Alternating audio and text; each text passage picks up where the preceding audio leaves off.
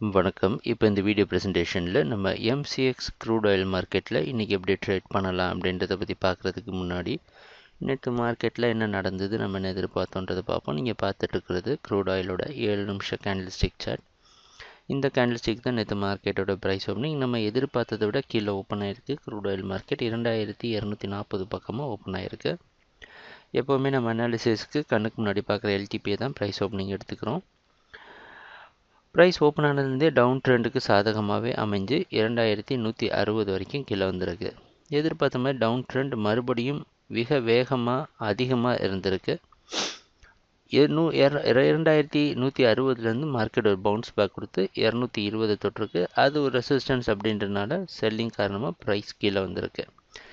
மறுபடியும் 220 உடைச்சிட்டு அடுத்த ரெசிஸ்டன்ஸான 260 280 அப்படின்ற இந்த ரெண்டு ரெசிஸ்டன்ஸை தொட்டோன்னா மறுபடியும் ரெசிஸ்டன்ஸ் காரணமாக ப்ரைஸ் கீழே வந்து 2220 சப்போர்ட் எடுத்து 2254 க்ளோஸ் ஆகிருக்கு.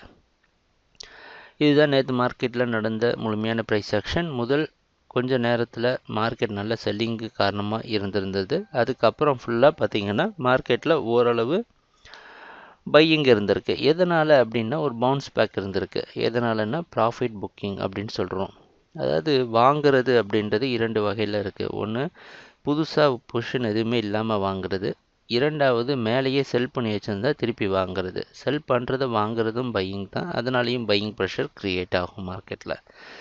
இதை எப்படி நீங்கள் தெரிஞ்சுக்கலான்னா ஒவ்வொரு ரெசிஸ்டன்ஸை தொட்டோன்னு பார்த்தீங்கன்னா மார்க்கெட்டில் மறுபடியும் ஃப்ரெஷ்ஷான செல்லிங் இருந்திருக்கு. அதை நம்மளால் மறக்க முடியாது. ஒவ்வொரு ரெசிஸ்டன்ஸ்லையும் ஃப்ரெஷ்ஷான செல்லிங் இருந்திருக்கு. இன்றைக்கி என்ன பண்ணலான்னா இன்றைக்கி மார்க்கெட்டோட ப்ரைஸ் ஓப்பனிங் 266லேருந்து 80க்குள்ளே ஓப்பன் ஆகிறதுக்கு வாய்ப்பு இருக்கிற மாதிரி நைமெக்ஸ் மார்க்கெட் வச்சு பார்க்குறப்ப தெரியுது. அந்த அடிப்படையில் ஏற்கனவே க்ரூட் ஆயில் மார்க்கெட் அதிகமான சரிவை சந்திச்சாச்சு.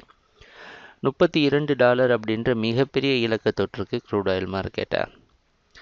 அது மட்டும் இல்லாமல் அதிகமான சரிவை சந்தித்தது மட்டும் இல்லாமல் ஓரளவு இப்போ மார்க்கெட்டில் லாபத்தை புக் பண்ணுறதுனால பவுன்ஸ் பேக்கும் இருக்கும். நம்மளும் ட்ரெண்டை முன்னாடியே கண்டுபிடிச்சி அதிகமான லாபமும் பண்ணியாச்சு. அதனால் கொஞ்சம் வெயிட் பண்ணி பார்த்து பொறுமையாக ட்ரேட் பண்ணும்.